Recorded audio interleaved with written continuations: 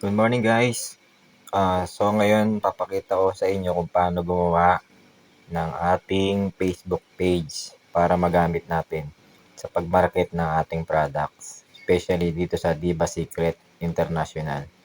So pag nandito kayo sa profile nyo sa Facebook using mobile, so punta lang kayo dito sa taas sa may kanan, click nyo yung profile nyo.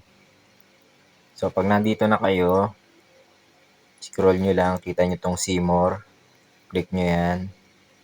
Tapos, punta kayo dito sa page, yung bandera. So, pag nandito na kayo, magki-create lang tayo ng new page. So, dito sa taas, sa kaliwa, click create. So, pili lang kayo dito. So, ang pipili natin, public page. So, next lang, click next. So, gawa lang kayo ng pangalan nyo. Kunyari, Diba Secret. Diba Secret Stem Cells PH. Kasi meron na akong Diba Secret Stem Cells eh. So, kaya nilagyan ko ng PH. So, next lang. Tapos, health and beauty, yung category. Tapos, pwede ka pang mag-add. Kunyari, website.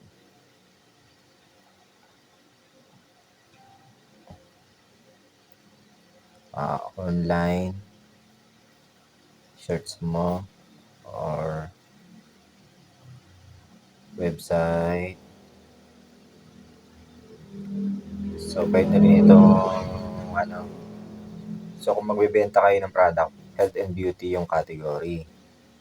Tapos, kung ang ipopromote nyo naman sa page is opportunity, so, pwede nyo ilagay itong education website. Pero okay na yan, health and beauty. So, create.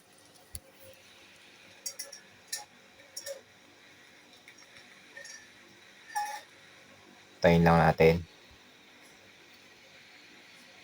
Tapos, piliin natin tong promote your products or services. Okay, continue. Tapos, bio. Ako meron na akong kinapi. Lagay ko na lang dyan. So, mag-isip na lang kayo na pwede nyo ilagay sa bio. Next. Tapos, sa kanyo nalagyan yung edit action button. Next nyo lang muna. Next. Tapos, next lang. Tapos, i-on nyo tong get marketing and promotional emails. Tapos, done. So, automatic siya mapupunta sa Facebook page. Yung FB profile nyo mapupunta sa FB page. So, yan. So, naka-switch na kayo. So, click nyo muna dito sa space sa taas.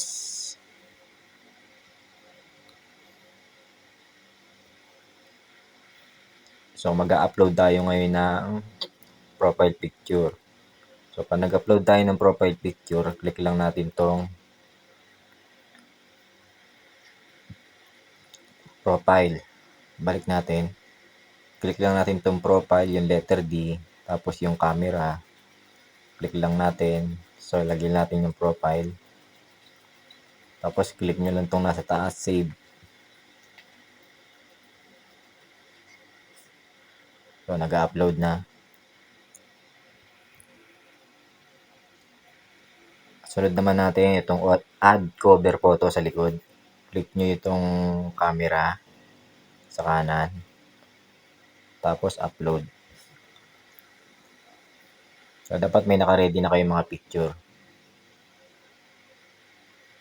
So, click natin tong pwede nyo siyang i-adjust. So, click nyo lang tong save. Ayun, nag-upload na. So, nakita nyo, nandyan na yung picture. Paano na siya malalagyan ng ibang information?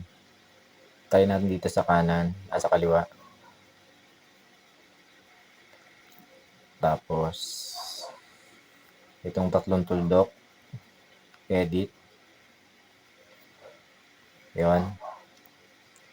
Ulitin natin dito sa, pag nandito ka sa page, ito sa tabi ng professional dashboard, advertiser, tatlong tuldok. Tapos edit. So, scroll mo pataas. Tapos, mag-edit tayo dito ng mga information. So, edit. Tapos, add your address. Kunyari,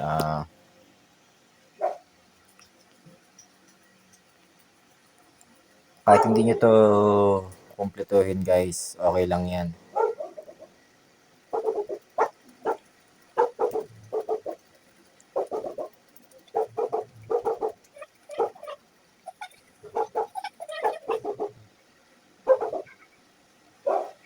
Tapos click nyo lang tong save sa ibaba. Tapos add city, kunyari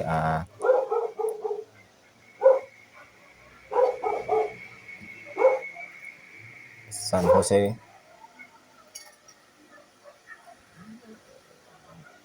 del Monte. O ganyan. Tapos click save lang ulit.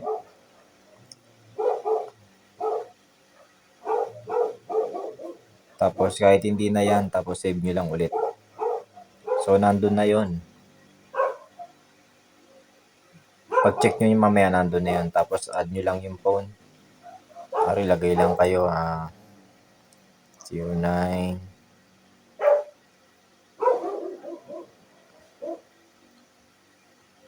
So optional naman yan. Mas maganda na rin kasi meron kayo number. Save.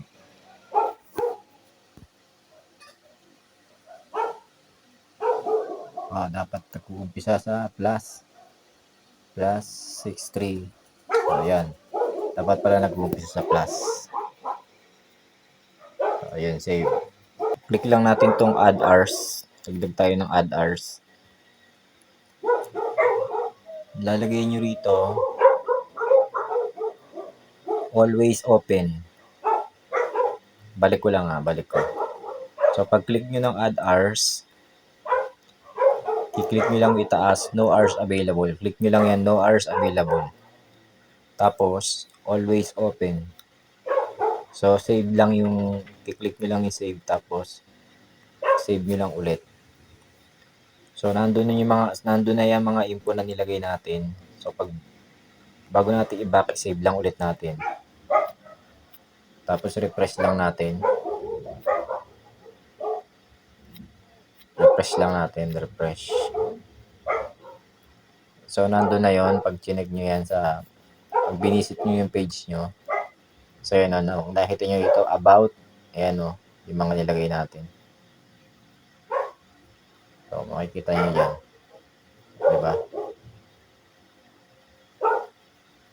So, ayan na yung info na nilagay natin.